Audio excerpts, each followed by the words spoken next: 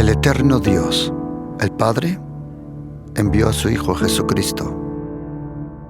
Su Hijo Jesucristo, Él es el camino, es la verdad, es la vida, es la luz.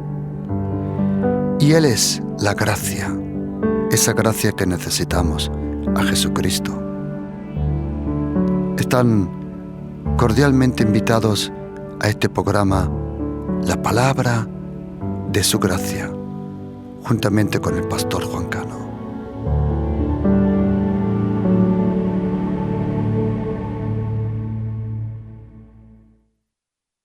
El que habita al abrigo del Altísimo morará bajo la sombra del Omnipotente. Diré yo al Señor, esperanza mía y castillo mío, mi Dios, en quien confiaré. Él te librará del lazo del cazador, de la peste destructora. Con sus plumas te cubrirá, y debajo de sus alas estarás seguro.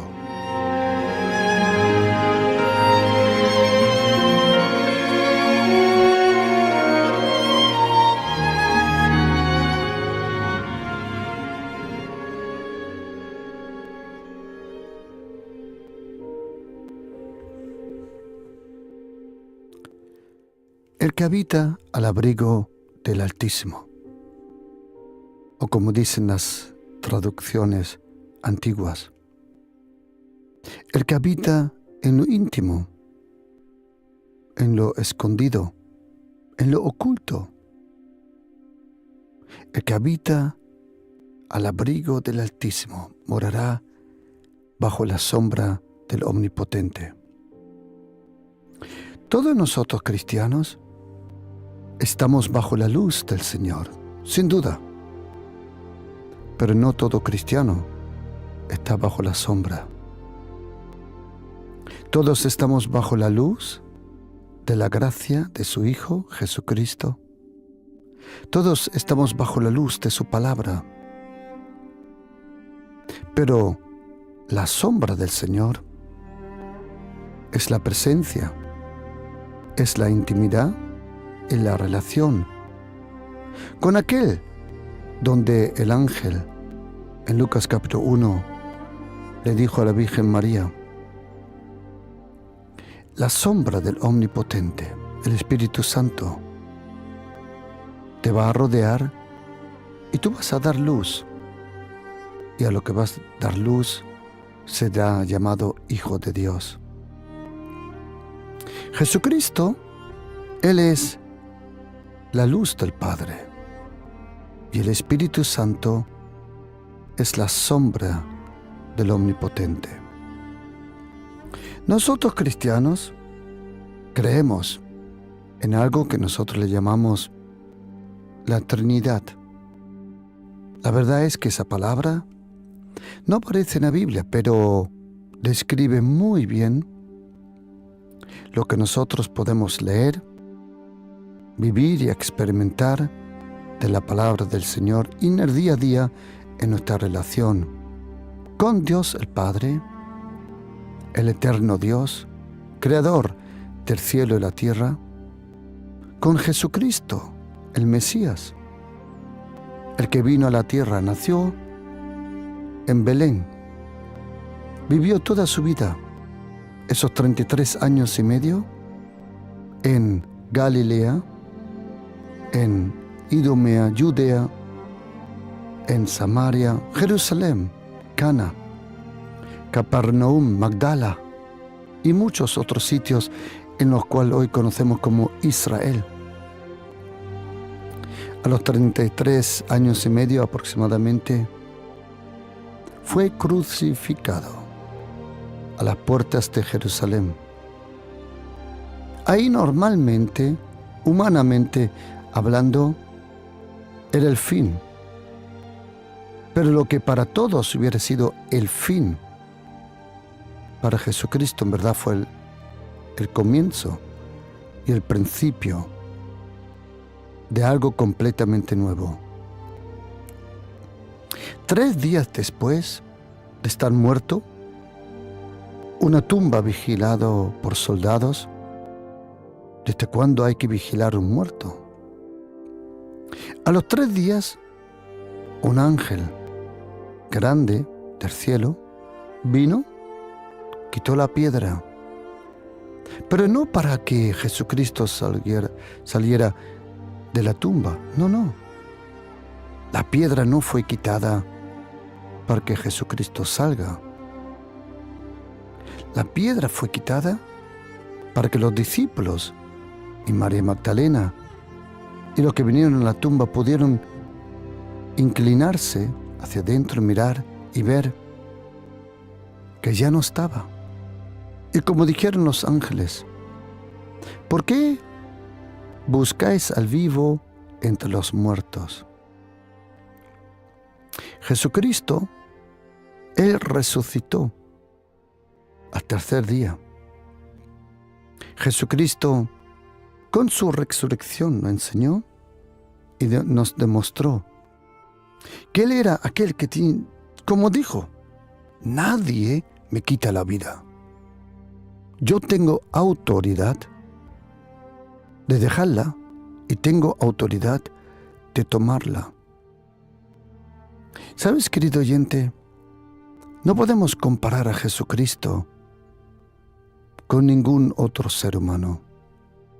Sea Confucio, sea Buda, sea Mahoma,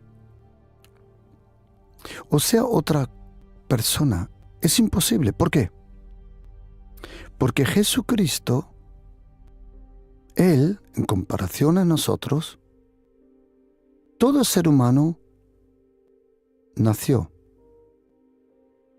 Todo ser humano muere.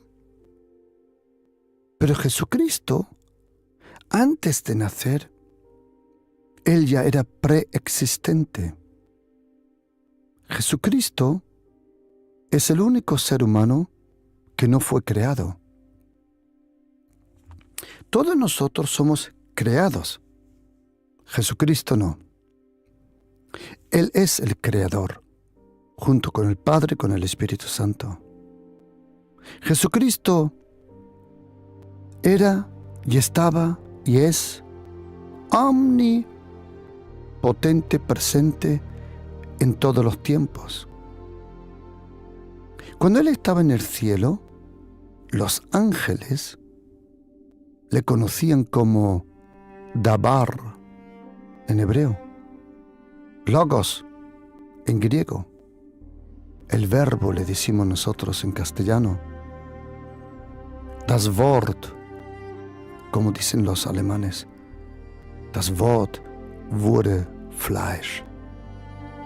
El verbo se hizo carne. Y cuando Jesucristo vino a la tierra, allí, en el cielo, por primera vez en toda la historia del ser humano, en toda la historia del divino Dios, que Él no tiene historia, porque para tener historia necesitas un principio y necesitas un fin. ¿Pero qué le vas a llamar a alguien con historia si no tiene principio y no tiene fin?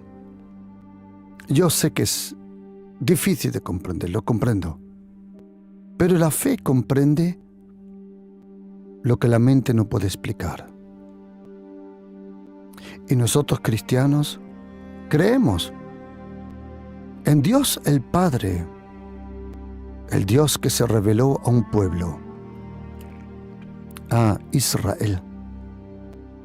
Y nosotros conocemos al Mesías, al Dios en carne, porque Jesucristo era Dios y hombre a la misma vez. El Dios en carne que se reveló a los apóstoles, en aquel momento a las multitudes. Y nosotros creemos en el Dios que vino para ser derramado sobre toda carne, Dios el Espíritu Santo. Y el Espíritu Santo hoy está aquí con nosotros. Y una de las primeras cosas que el Espíritu Santo, y la razón por qué Él vino, es para glorificar a Jesucristo, el Hijo de Dios. Pero una forma como el Espíritu Santo glorifica a Jesucristo es, por ejemplo, Él inicia en nosotros una transformación. Esa palabra transformación aparece 4 veces en griego en el Nuevo Testamento. Se llama metamorfo, metamorfosis. Metamorfosis significa dejar de existir de una forma para vivir de otra. En verdad no es una forma, porque tú puedes cambiar de forma, pero todavía eres la misma substancia. Metamorfosis describe no el cambio de forma, sino el cambio de substancia. Y cuando Jesucristo se llevó a los discípulos, a esos 3 discípulos, Pedro, Juan, Santiago, que a menudo se lo llevaba cuando iba a orar o a otros lugares, un día se lo llevó a un monte, al cual nosotros le llamamos el monte de la transfiguración. Y mientras oraba, dice la Biblia, que Él fue transformado, transfiguró delante de ellos, metamorfo. La oración nos transforma. Y eso es lo que el Espíritu Santo provoca en nosotros. Es Jesucristo el que te perdona. Es Jesucristo el que borra todos tus pecados. Es Jesucristo el que te salva. Pero es el Espíritu Santo el que te transforma. Y una de las cosas que el Espíritu Santo, o que yo me doy cuenta que está presente en la vida de una persona, es esto. Es la obra del Espíritu Santo. Hay una obra interior y hay una obra exterior en la vida de todo cristiano. La obra exterior es cuando Él te usa. La obra interior es cuando Él te transforma y te cambia. La santidad es un regalo. La santificación es un estilo de vida. La justicia es un regalo. La justificación es un estilo de vida. El Señor te perdona instantáneamente. En el momento que le pides perdón, instantáneamente Él te salva. Él te traslada del reino de las tinieblas al reino de los cielos. Instantáneamente. Pero en el momento, justo en ese momento, inicia la obra del Espíritu Santo. Y una de las formas, o vamos a decir, uno de los frutos que te das cuenta que el Espíritu Santo de verdad guía tu vida, es esa profunda relación. El Espíritu Santo sabe que sin estos 2 pilares, que ahora te voy a comentar, no hay vida cristiana.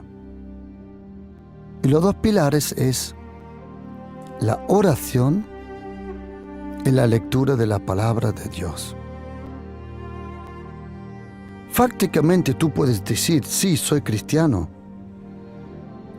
Pero si no permitimos que Él nos atraiga a la oración. Esa palabra oración también la podemos expresar con la palabra intimidad, con relación. Oración no proviene, o vamos a decir, no expresa la forma,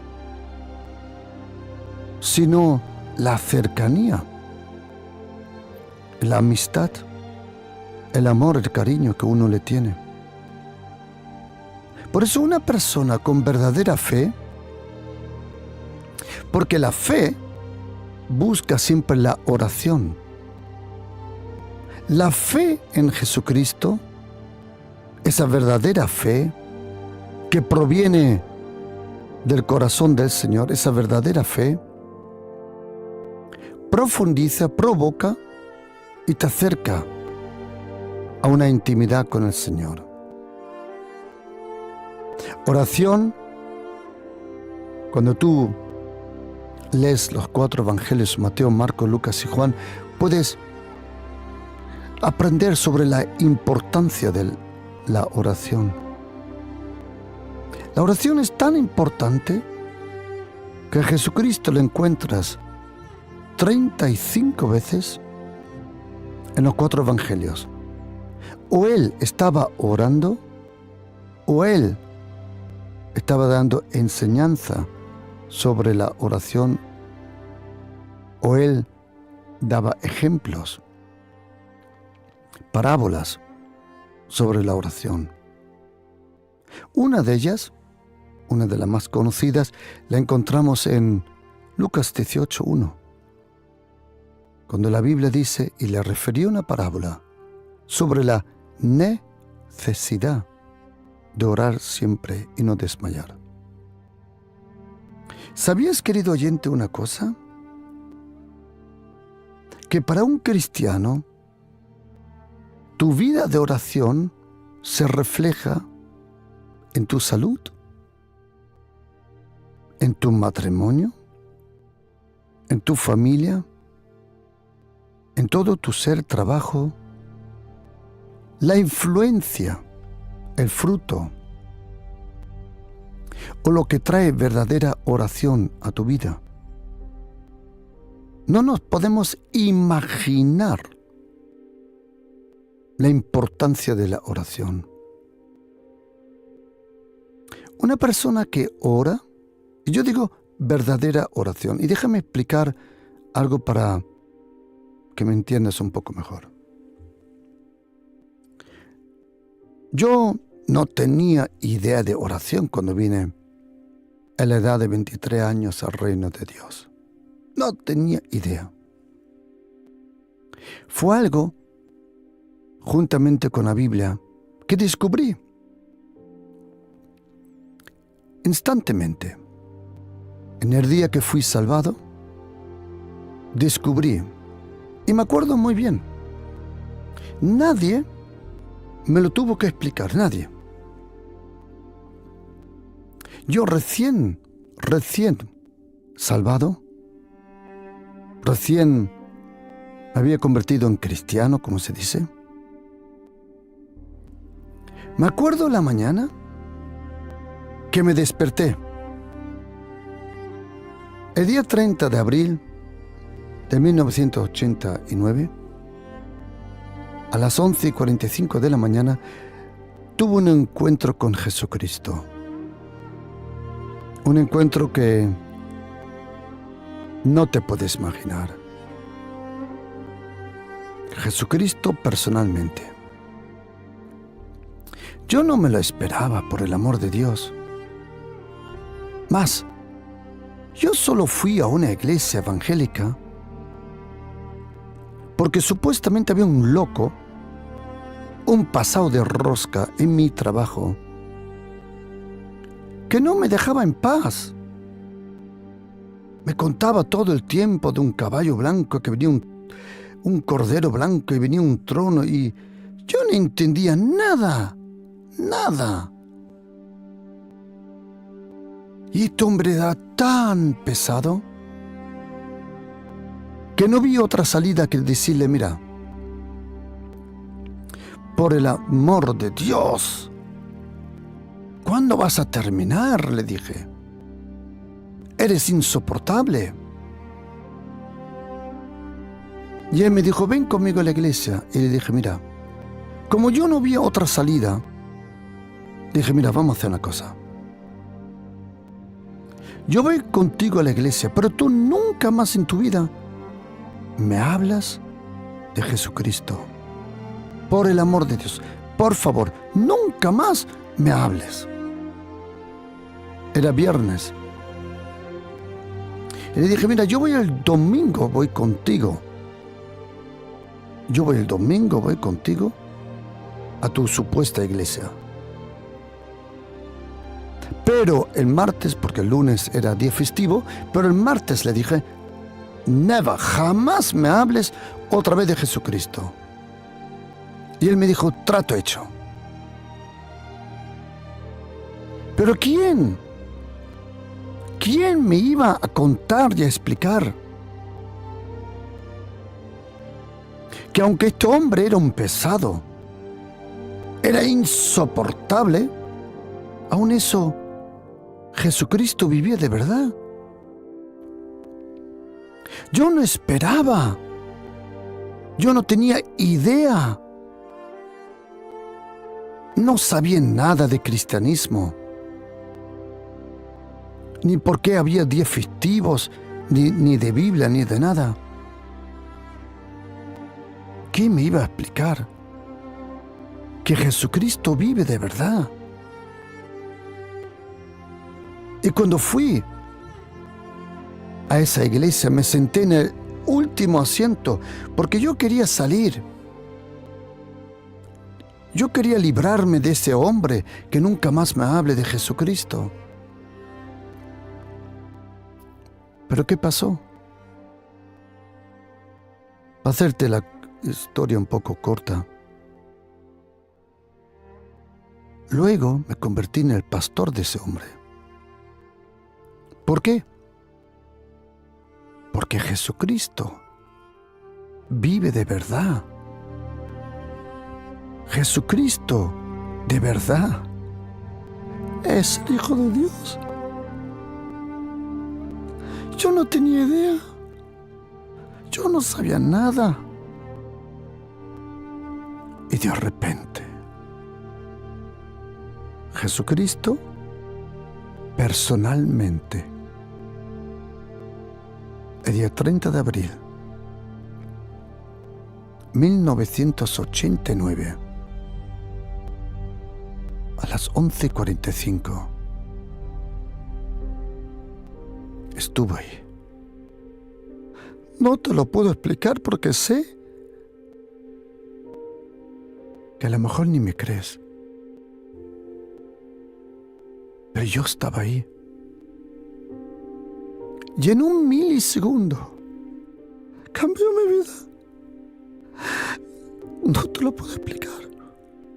Era impresionante. Había una atmósfera que me rodeaba. En ese momento me perdonó, me limpió, me purificó. En un milisegundo todo cambió. ¿Y sabes lo que pasó? Un hambre, un profundo hambre vino a mi vida. Un hambre que no podía explicar. Hambre por una comida que esta tierra no me podía dar. Y era el hambre de conocer al Señor más. Y el hambre de su palabra. Al próximo día, estaba despierto hasta las 3 de la mañana, más o menos esa noche, leyendo una Biblia. que con gran vergüenza tengo que confesar hoy. Mi primera Biblia era robada. Lo lamento. Y leí la Biblia todos los días, 7 a 11 horas. Prácticamente no tenía hambre de comer. Mi mamá pensaba que estaba enfermo, que me había pasado alguna psicosis o con las drogas. Pero lo que nadie sabía era esa hambre. Algo me atraía a la intimidad con Dios. Había algo que nadie me lo podía explicar, que yo sabía que solo en la soledad con el Señor lo iba a encontrar. Y me di cuenta que a eso los cristianos le llaman oración. Yo no sabía que había un nombre para eso, para ese hambre. Yo no sabía que había una teología, una enseñanza. Yo no lo sabía. Y al próximo día, a las pocas horas de dormir, me desperté con un hambre de estar a solas con el Señor. Me fui a un parque que estaba cerca de nosotros. El sol se estaba levantando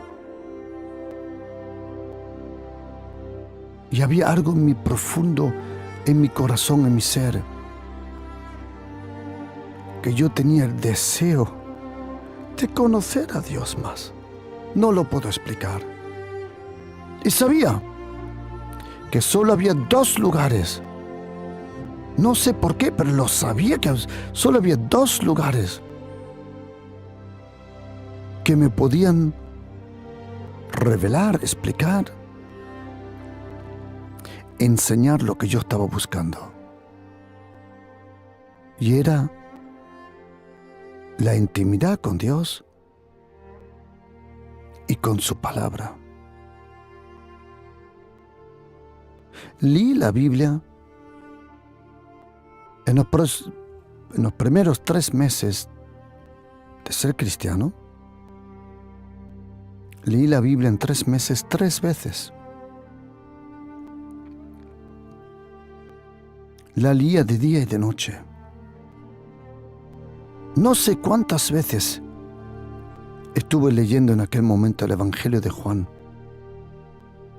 Sin exagerar, porque nosotros,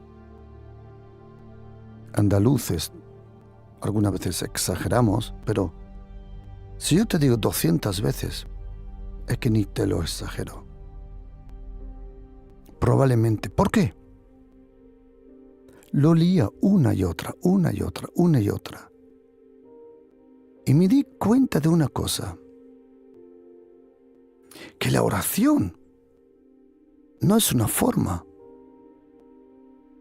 La oración es la expresión de una relación con Dios. ¿De dónde viene el poder de la oración? ¿Por qué algunos cristianos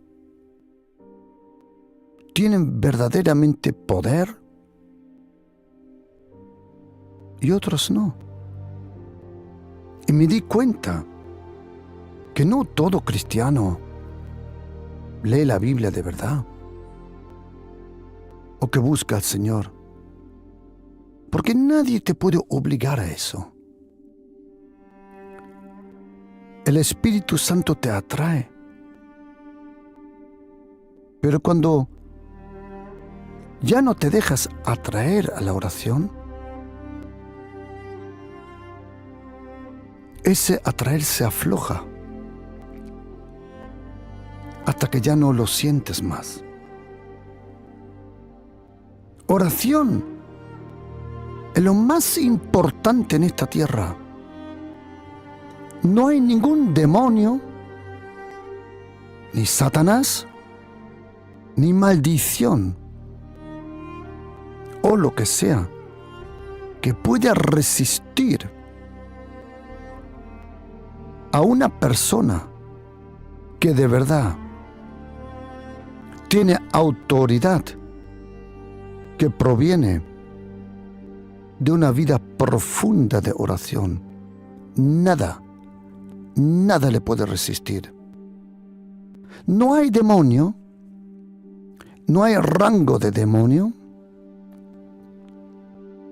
sea príncipe general o cualquiera en la jerarquía demoníaca, que pueda resistir a una persona de oración. Es fácticamente imposible. Si los demonios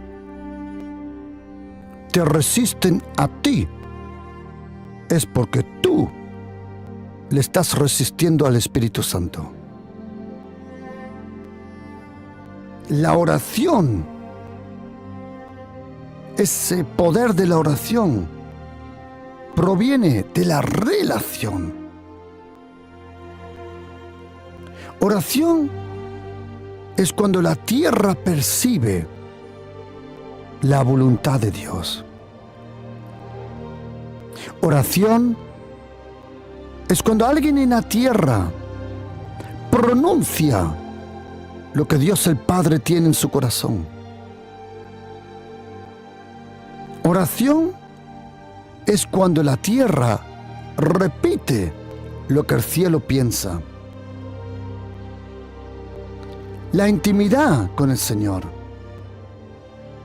la soledad con el Señor, profundiza tu relación. Y en la oración se revela tu relación que tienes con el Señor.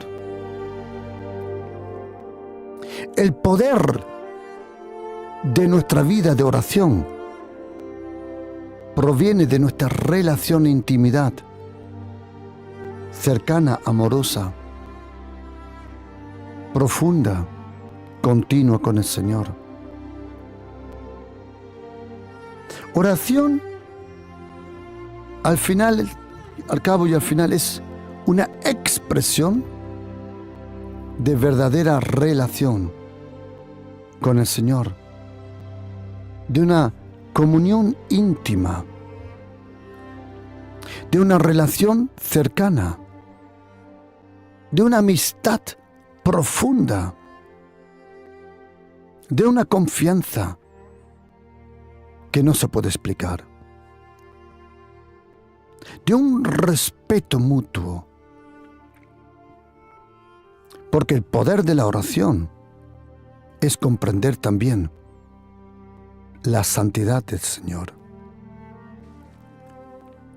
El poder de la oración no proviene de las palabras o de la forma o del protocolo. El poder de la oración proviene de tu relación con el Señor. Y mi pregunta es esta: ¿cuánta influencia tienes tú en el cielo? Hay personas que dicen, no, todos somos lo mismo delante del Señor. A la verdad, de una forma tienes razón, pero a la verdad no tienes razón. ¿El Señor nos ama a todos de la misma forma? Sí. ¿Él nos aprecia a todos de la misma forma? Claro. ¿Todos somos amados por el Señor? Claro. ¿Todos estamos bajo la gracia? Sí. Pero quiero decirte de experiencia, no todos tienen la misma autoridad. La Biblia nos revela el dedo del Señor, que es el Espíritu Santo. La mano del Señor, que fue clavada a la cruz. Pero la Biblia también nos habla del brazo del Señor, que es el Padre. Solo si eres sensible al dedo, podrás comprender la mano y podrás mover el brazo del Señor.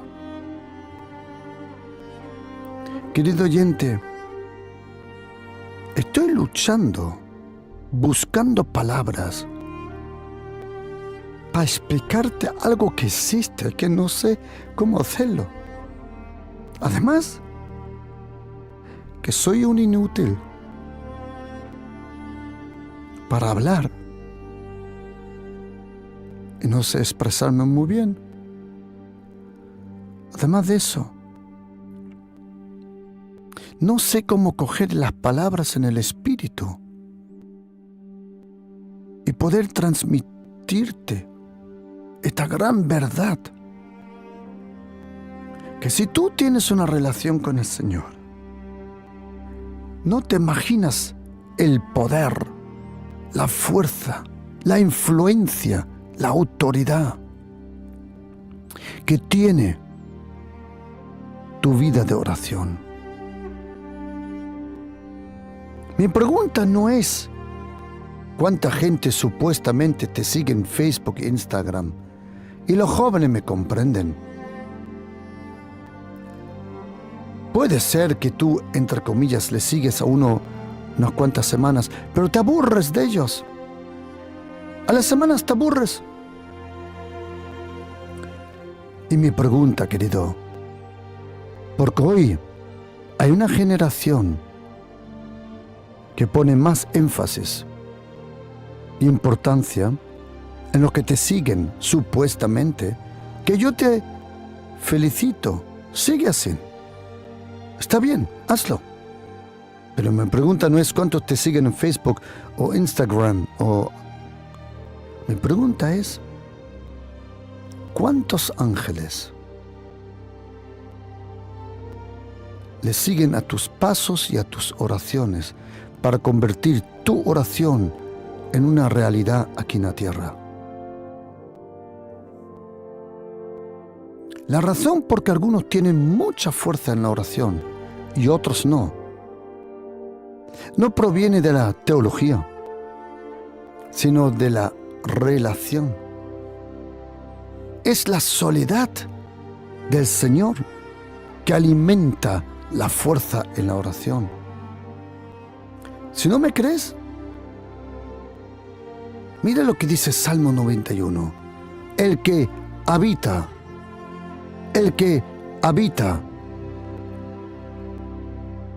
¿Queréis oír un secreto? Cuando Jesucristo, en Juan 14, Él dijo, en la casa de mi Padre hay muchas moradas. Si no fuera así, yo lo hubiera dicho. Y dice Jesucristo, yo pues voy a preparar ese lugar para vosotros. ¿Queréis oír una cosa? El que habita al abrigo del Altísimo ya está viviendo en el Espíritu, en ese lugar celestial con el Señor. Es la soledad, querido oyente, hermana, hermano. Todo el fruto, el poder, querido oyente, por favor, que no sé cómo explicarlo.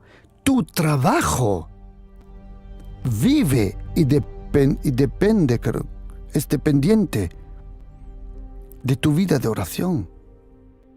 Al que ora, las cosas le van mejor. Pero ahora viene el problema. No estoy hablando porque con el tiempo yo me di cuenta que no todo cristiano de verdad ora de verdad. Solo porque abres la boca, solo porque pronuncias unas palabras, no significa que estás orando. No.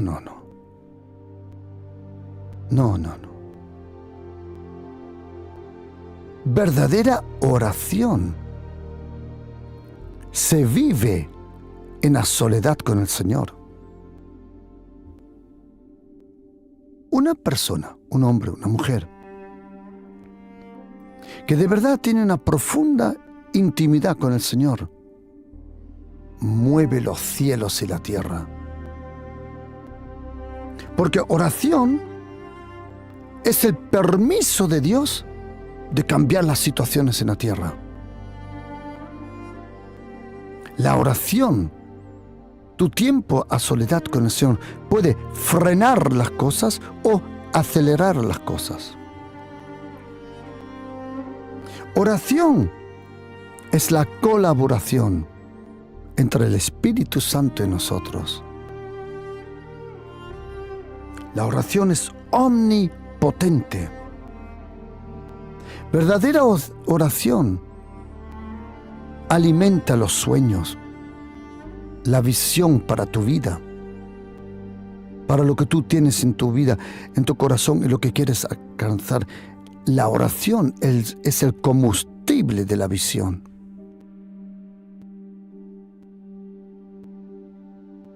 Una persona que no ora no se puede imaginar el poder que tiene la oración. La intimidad, la soledad con el Señor determina tu autoridad y tu capacidad. La oración es cuando uno ha comprendido el mensaje de la gracia. En el Antiguo Testamento, en la ley de Moisés, no había tal enseñanza como la encontramos en la vida de Jesucristo sobre la oración. Jesucristo oraba por las mañanas, Marcos 1:35, toda la noche, cuando era necesario, Lucas 6:12. La oración es cuando uno ha comprendido el mensaje de la gracia, como dice Salmo 5, versículo 7. Mas yo, por las abundancias de tu gracia, entraré en tu casa. La oración es cuando uno se da cuenta que las puertas están abiertas. Aprovecha esa gracia. Aprovecha ese acercamiento del Señor. Porque quiero decirle una cosa, querido oyente, que Dios el Padre, atención, recompensa a los que oran con cosas que no se lo da a los que no oran. Personas, como dice Hebreos 11, versículo 6, cuando dice en español, Él es un galardonador de los que le buscan. Esa palabra en griego significa salario o recompensa. Por eso, lo repito otra vez, tu vida de oración se demuestra muchas veces también en las bendiciones del Señor en tu vida. Una persona con una vida continua, profunda de oración, es perseguida por las bendiciones. Confíame en lo que te digo. ¿Cuál es la primera recompensa del Señor? ¿El dinero? No. La primera recompensa del Señor es el acceso al corazón de Dios. Como dice Jeremías 23:18, y 23, 22. Ahí Jeremías dice: ¿quién estuvo en los secretos del Señor? Tremendo. Y versículo 22 dice: pero si hubieran estado en mi secreto, hubieran oído mi palabra, y yo le hubiera preparado el camino. ¡Wow!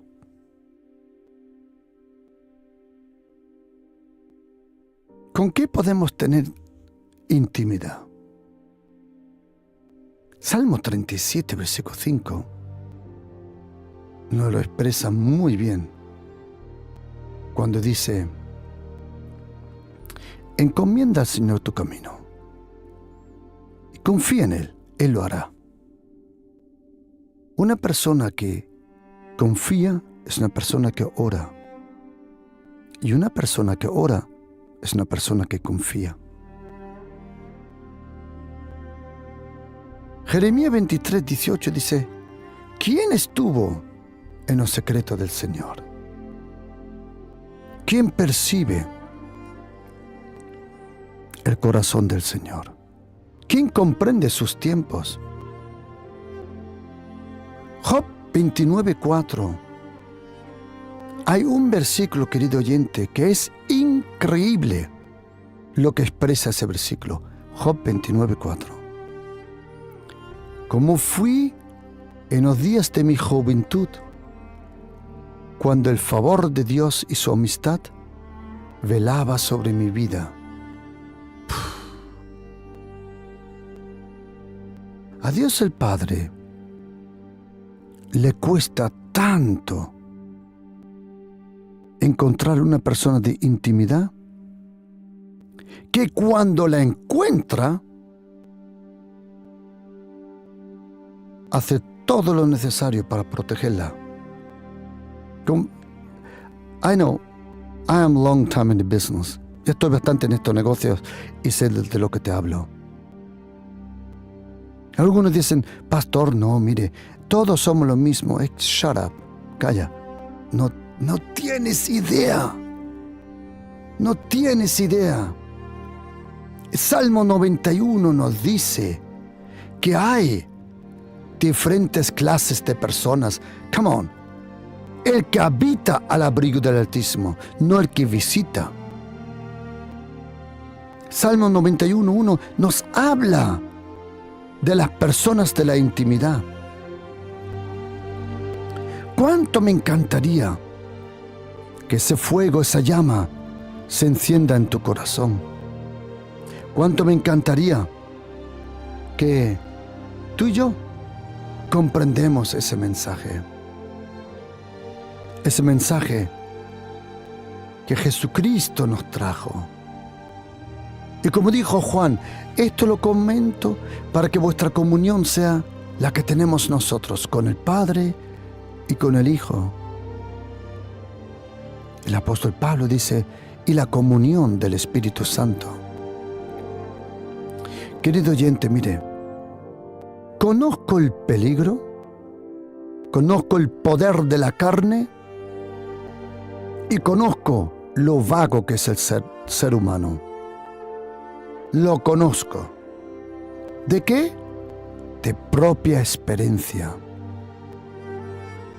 En la vida de un cristiano tienes que diferenciar tres cosas: el hombre espiritual, el hombre viejo, que significa la naturaleza adaptada por Adán, pero luego hay otra cosa que es la carne. El hombre viejo, el ser humano viejo, en el día que te bautizas, es enterrado, muerto. Pero hay uno que el apóstol Pablo dice que hay que crucificar todos los días, y es la carne. Y el enemigo número uno de la oración no son los demonios, tampoco los problemas, porque los problemas te llevan a la oración.